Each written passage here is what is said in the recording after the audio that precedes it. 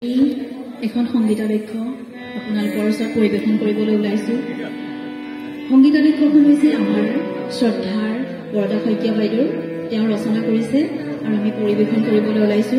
সংগীতাধ্যক্ষখনৰ নাম হৈছে সুন্দৰৰ সুভাষ। আহকচোন আমি পৰিৱেশন কৰিবলৈ ওলাইছো সুন্দৰৰ সুভাষ।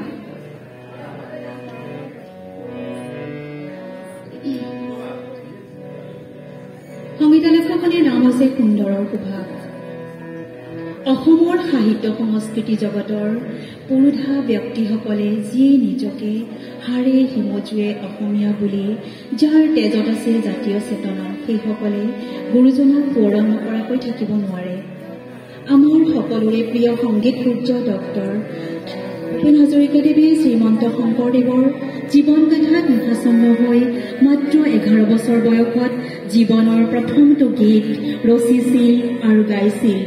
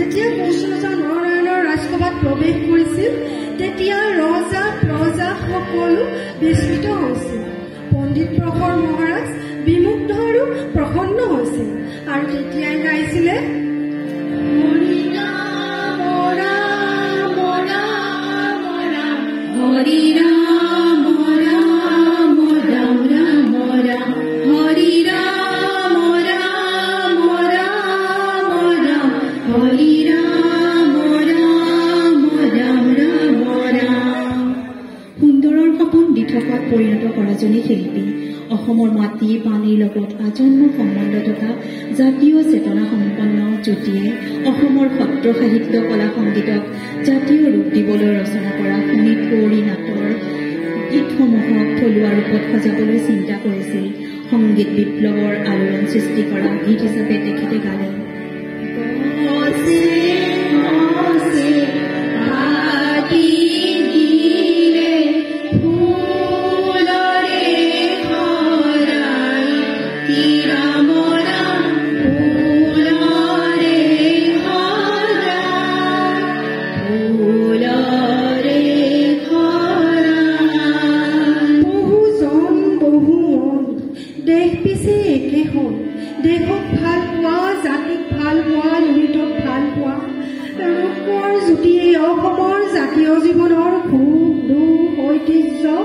ইতিহাস সম্বলিত লুইতক লৈ গাইছিল।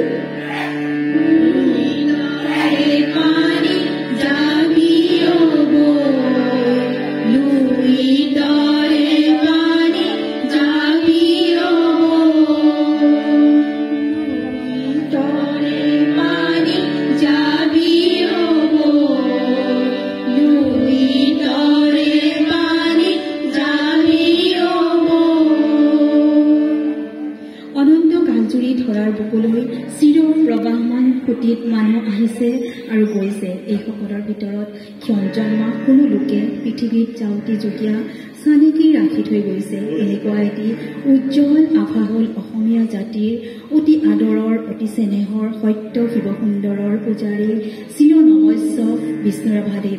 এহাতে সুন্দৰৰ আৰাধনা, আনহাতে দেশ মুক্তিৰ সাধনা। সেয়ে তেওঁ গাইছিল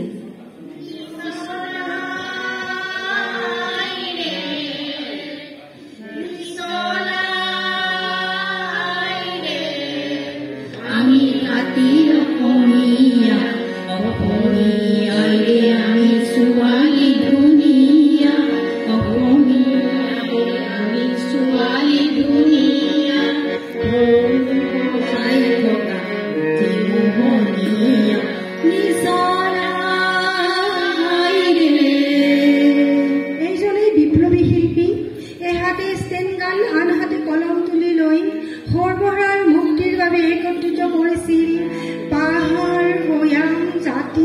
জনজাতি, কৃষক, হালোৱা, গৰা সজোৱা, শ্ৰমিক বনোৱা আৰু আকাশে বাতাসে মুখৰিত কৰি তেওঁ গাইছিলে